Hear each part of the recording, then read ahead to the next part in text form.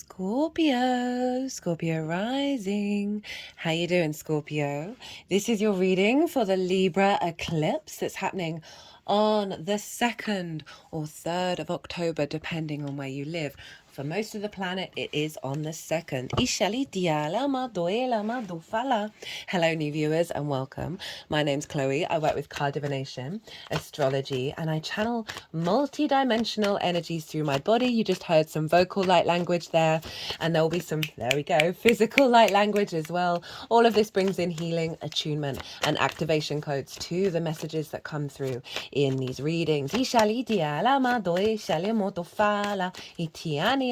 I read for the rising signs. So for those of you who don't have Scorpio in the first house, look to what house it does fall in. Look to the themes of that house, and you want to apply those themes along with all the other meaning you've got going on in the sign of Scorpio. So your sun is there, apply the themes of the sun and apply all of that to the messages that come through. It will be as if that Scorpio energy has now energetically moved to the first house. So the astrology for the rising sign will still link in. You've got to add on, you've got to add on your own natal chart meaning on top of the messages. As always, take what resonates, leave what doesn't. Right, okay, so there's going to be two piles for the tarot. The first pile is what is the most integrated and expansive intention of this eclipse cycle, right? And the reason why I tap into that is then you can apply it to almost anything that goes on in your life. And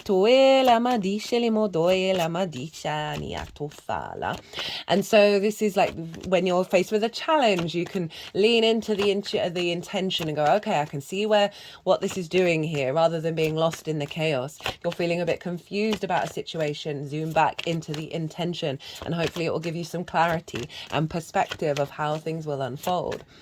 Now, pile 2 is going to be how to work with it and amplify that energy. Ooh. Diala, oh, they're being very chatty with you, Scorpio. Well, Venus is in your sign. I'll get to that. Anyway, so where is this happening for you? This Libra eclipse. This is an annular eclipse. It's the ring of fire. It's not quite a total eclipse. And this is, I've done a collective reading on this and I've broken down the astrology in way more detail, really got into the weeds of what this feels like, what this intention is, and what might be showing up in that collective reading. I also did a collective tarot reading as well, which was lovely, and pulled some cards on the symbology and the meaning behind this ring of fire. So if you want a deeper understanding of what this lunation cycle is all about, especially linked into eclipses, this is the last new moon south node eclipse in Libra for another 18 or so years. So we're closing out an old cycle, bringing in a new one. So I also talk about eclipses and the energy and what to do with it or not do with it, and that's the case. And so if you want to pause this video, go watch the collective reading, get some more deeper understanding, and then this will all add a layer on top of it in regards to the Scorpio collective. I'll touch on the major themes in this video. As I said, I go into a lot more detail in that collective reading. Now, before I fully begin, there is an offer going on at the moment for the whole of Libra season, taking us up to the 22nd of October. If you feel called to book a personal reading through my website during that time period, you will get double the amount of time for the reading that you book. Now, the readings don't have to happen in Libra season. There is a calendar, and so you can book really far in advance and get the double time. So, Scorpio risings, where is this eclipse, this new beginning, big new beginning? The final new moon in Libra with the South Node for a while now. So we're, as I said, closing out the old cycle, bringing in the new frequency for the next 18 years. It's in your 12th house, Scorpio. The 12th house is the hidden house, the house of mysteries. It's a bit of a difficult house. It's in the unconscious spaces, the hidden realms. It's very magical, but in those unconscious spaces can be trauma responses and limiting beliefs, programmings that are deep rooted in the unconscious that can lead to anxiety, depression, and themes of loss and grief. Ishali diala doi tini mo tufala. Themes of loss and grief can show up with the 12th house as well. And so the sun has been there for a little while, so you may have been working with that, and now this eclipse is sort of rejigging everything, right? But underneath all of that is the magic of your soul, right? It's one of the cosmic jokes of the universe to put the magic of our soul underneath all that good stuff that I just listed. For us to peel back those layers and get back to the truth of ourselves. The 12th house can feel very personal to you, but not necessarily integrated in the rest of your chart. I always suggest with anyone who I bend their ear about astrology to try and integrate that 12th house in other areas of your life, which bring in the fuller integration of your natal chart completely. So you have a new moon, a new eclipse happening here. And so this is with the South Node. The South Node is the tail of the dragon. This is what we release, where we're releasing, where we're purging, where we're letting go of certain structures and certain things. It's very much an inner yin esoteric journey, right? And with that release, you clear energy and then cultivate and bring depth and nuance and deeper meaning to what is left remaining. You may have just felt sort of this element of maybe perhaps disconnected from balance, disconnected from the magic of your soul, and perhaps a deeper refinement in the way that you work with depression, anxiety, and all of those difficult energies. And really doing a lot of solid work here with that South Node being there. Yes, it's a difficult road wherever the South Node can be. It can be, right? It's more like the concentration of something that isn't necessarily manifesting immediately, right? So we're going to see more of that manifestation energy, the results of what's been going on with this lunation cycle and when the nodes move signs in January. Now, this is a new moon, so usually it's a time of setting intentions, doing ritual work, but it is an eclipse. I'm going to offer some advice. Take it if you feel called to. Obviously, always do what you feel intuitively aligned to do. That eclipses are when the sun and the moon meet on the horizontal and the vertical axis. This is big energy, guys. It's leaning into an 18-year cycle. And so we don't always know how everything's going to unfold. Our conscious mind doesn't have all that awareness. There may be some of you out there who do. But I often find it's best to not make any plans about in the eclipse cycle, in the eclipse period, is not to try and control it or manipulate it, or set boundaries and limitations with it. But during that eclipse, to see what you're instinctively and intuitively guided to do during the eclipse energy, because that's when you know you're working with it, not trying to control it. They used to hide the king during eclipses because it was deemed a bit of a dangerous time, and I talk about this in the collective reading as well. But it's more that there is just a bigger energy that is potentially going to distort your energy if you're trying to manipulate it, right? Or the other thing that I also find is very much in alignment with eclipses is when offers come in from the outside world, plans come in from the outside world saying, do you want to go do this thing, right? That's more in alignment with the external bigger picture than it is of you planning it months in advance. So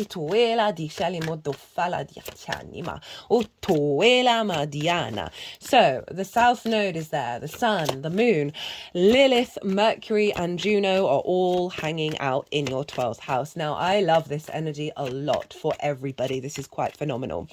Lilith is all about respect, honor, and dignity, right? Of the freedom of being independent while also co-creating with those who respect each other. She's not a fan of hierarchical systems or hypocrisy, right? So say somebody says, you can do a thing, you can't do a thing, but I can. And they give you no reason why you can't, right? So that's one, a hierarchical system that doesn't make any sense, as well as hypocrisy. So there's a level of a liberation of stepping into a space of respect, honor, dignity with your unconscious spaces, with those limiting beliefs that have, confined you to certain programmings while they're running free. Oh, that's some powerful activations happening with that channel.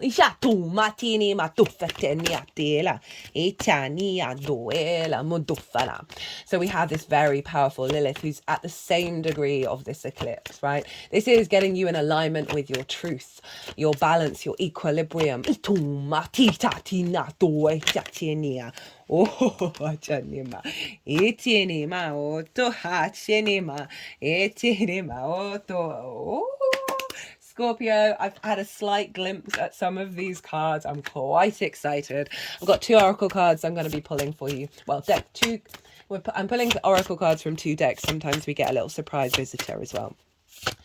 Mercury is there, perception in the unseen realms, a heightened level of clarity and information and downloads that's in alignment with that Lilith energy of liberating you from limiting beliefs. Because Lilith will try and make something work, and if she finds resistance, she's like, okay, bye, I'm going to go live my own life, right? So this is essentially you sort of saying goodbye to old narratives. Distorted narratives. And that Mercury energy is your capacity to speak the magic of your soul, to speak the truth, a deeper wisdom and understanding of why those blockages have been there, where do they come from, and how to release them. Juno is hanging out with them all as well, and she represents commitment. She is an asteroid. Your ride or die, those core principles that very rarely get shaken. Okay, and so there's a real sense of commitment to the connection to the magic of your soul, to the elevation of your perspective and the balance and harmony you find with all of that difficult energy. Now we want to look to where Venus is, because what's going on with Venus is influencing this moon, right? So wherever Venus is, she's going to be having as I say, influencing what's going on with this moon, and she's in your sign, Scorpio.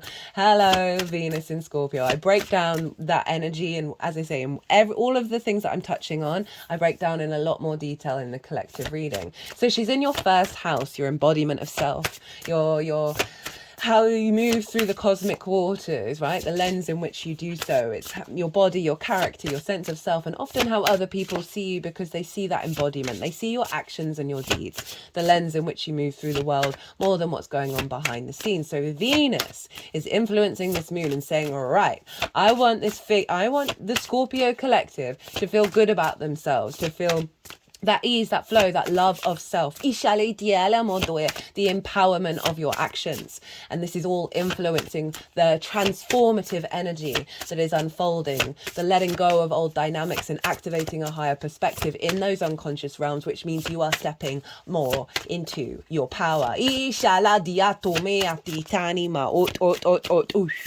Now, Venus is making harmonious aspects with Mars and Saturn in all the other water signs. They are creating what's called a grand water trine. Trines are ruled by Jupiter.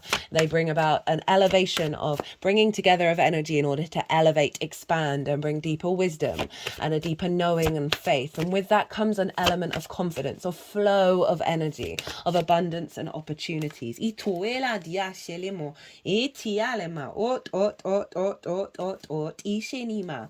Okay, felt called to cut the deck, so you got an extra oracle card here. What was I saying? Yes, Mars and Saturn. So Saturn is in Pisces, in your 5th house of your creation energy, right? Your joy, your pleasure, your amusement, your games, right? Children, literal and figurative children, romance, dating, and love. The power of your capacity to create on this planet. Mars is up in your 9th house of your perspectives, how you map yourself out in the world, your morals, your ethics, your philosophies. It's about teaching and learning. It's about mastering of something and sharing those perspectives.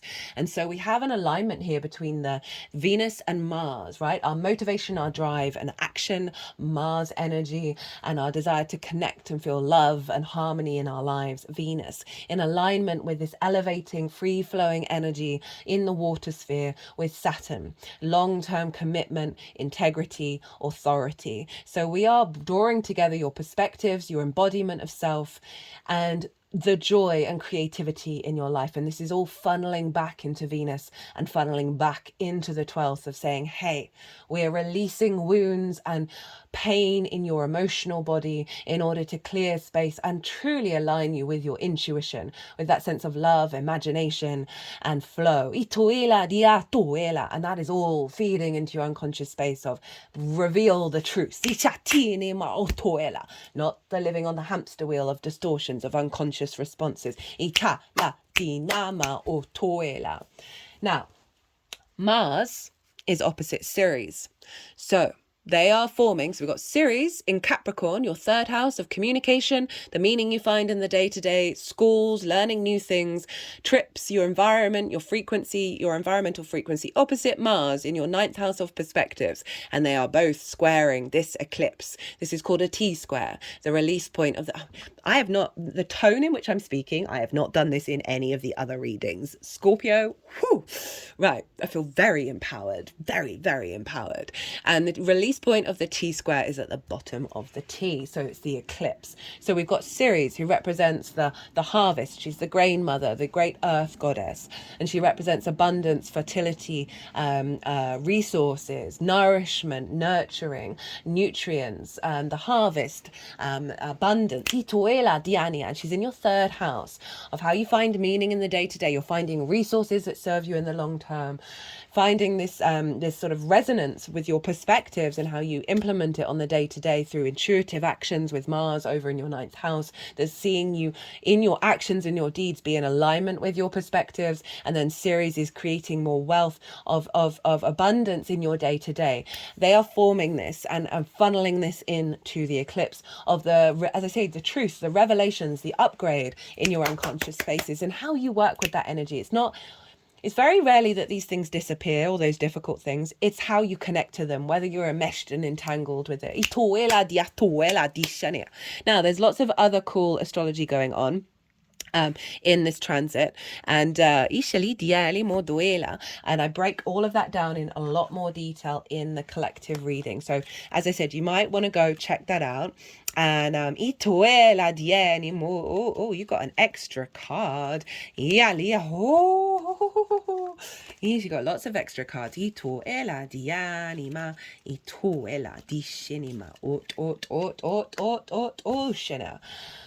Right, Scorpio, the most integrated and expansive intention of this eclipse cycle, right? It's a new beginning. You may see this emerge during the eclipse, but sometimes they can take a little longer and they may take a little while to do the big reveal. So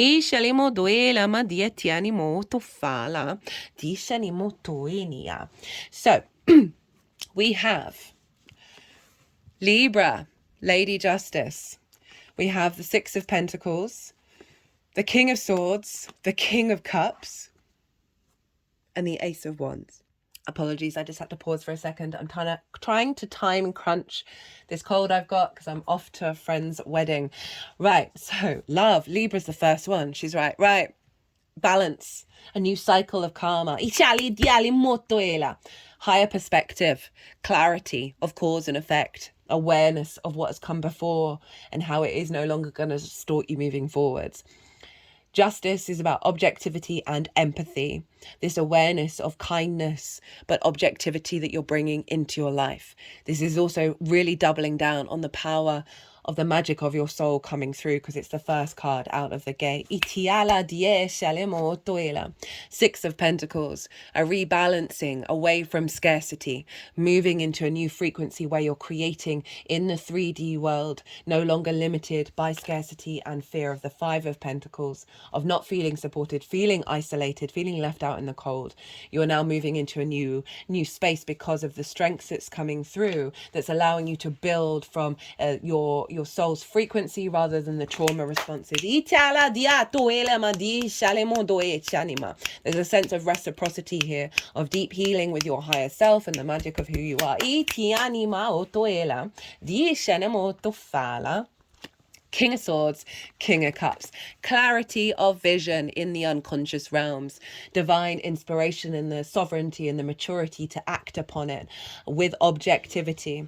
There are butterflies behind the King of Swords. This shows transformation, right? And a union to your universal truth, your universal frequency. King of Cups being in the eye of the storm, having emotional control, honoring all the different facets of yourself. We can hold the grief, we can hold the joy, and also neutrality at the same time. This is your capacity to create and build from a higher level of emotional flow and emotional stability, right? All those water signs are being activated, your perspectives, your joy, your sense of self. And this is all funneling in. This is one of your cards, Scorpio, into the sovereignty of self, right? Of really not letting yourself lose, you're not losing balance anymore, right? That 12th house can be hidden from the rest of the chart. This feels like you're coming into balance, and therefore that is bringing in an equilibrium to the emotional body and bringing in the power of your capacity to work with your intuition, work with love, work with creativity and imagination. Ace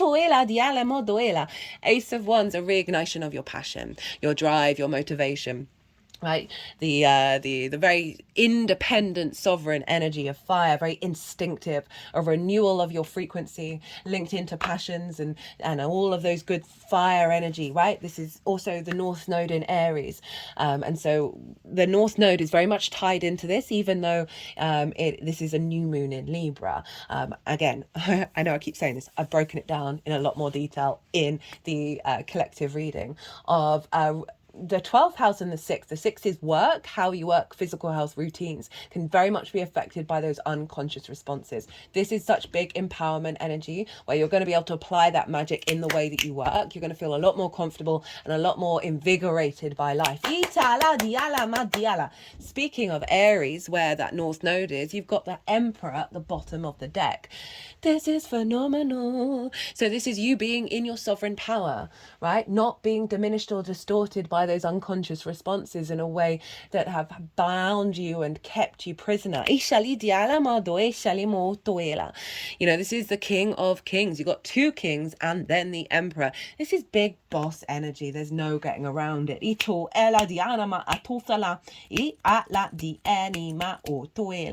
How to work with this energy and amplify it.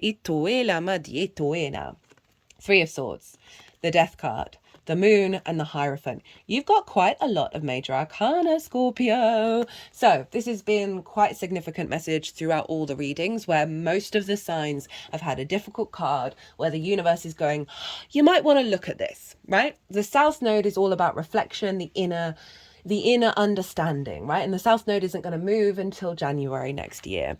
And so this is calling you in this process, in this unfolding, to observe the wounds of the heart. It's not getting into the depths and the darkness of it all, but to be aware of what ideas, what perceptions, what things were said to you that got imprinted into your unconscious realm, right? Of whether you could do this or be that or who you are, that have blocked your heart from truly radiating.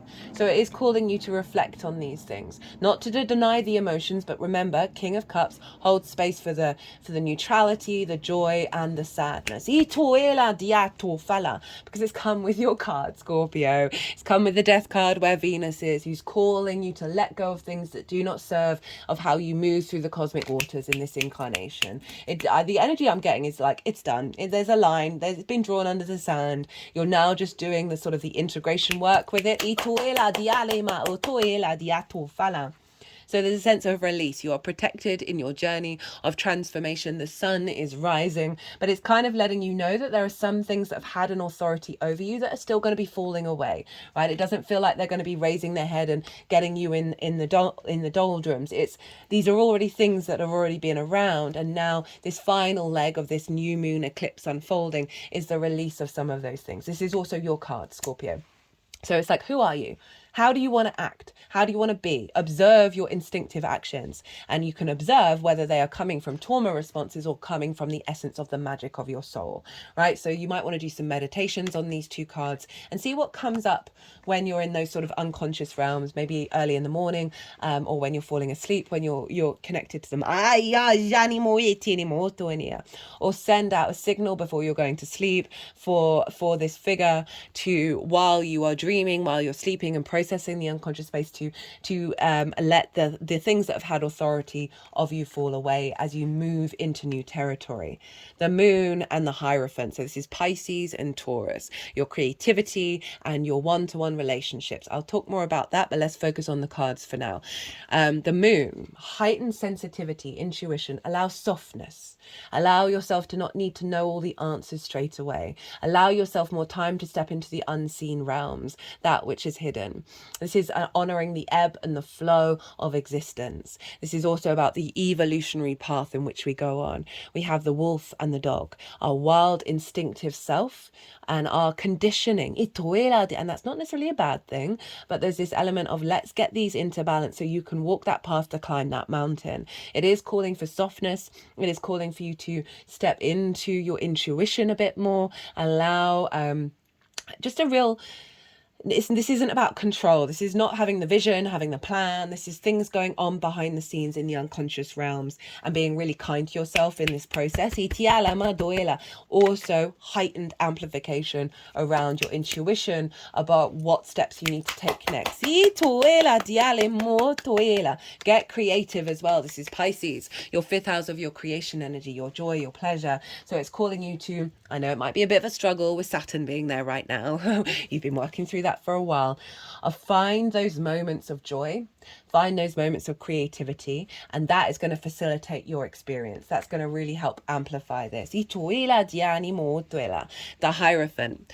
So interestingly enough, there are 3 cards in this deck who all have the same hand gesture. You have 2 of them. So there we go. There's a 2 fingers up, 2 fingers down. It's called the benediction. In Catholicism, I believe, you see a lot of images of the Buddha, of Jesus Christ, having these fingers. It's the bridge between the day and the night, between heaven and the earth, between light and dark, right? The honoring of the polarity of the universe. That sometimes we've had to go through some experiences to really then embody our own spirituality, embody our own magic through those challenges, through those difficulties. And this is you coming into your power, into your sovereignty of understanding that journey. And it's wanting you to really sort of know that that's what's been the process. This is the Pope, right? So this is a real sort of an element of authority.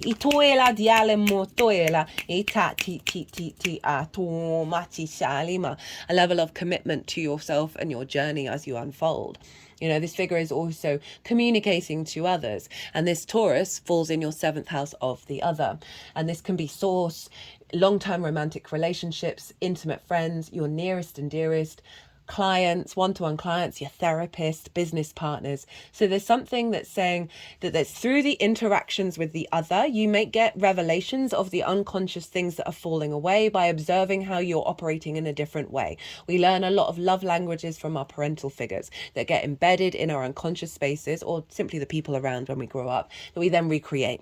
So there's something around the observation of perhaps the old paradigm and also who you are becoming with the other. That's going to let you know. And because so often we forget the journey that we've been on, we cannot see the work that we've done. We cannot see how we've grown and evolved and how we're in our power and we're strong, right? Sometimes we need that reflection show up with the other. So that may be relevant to some of you. But overall, this is a commitment to your spiritual journey, your spiritual embodiment of that magic within yourself.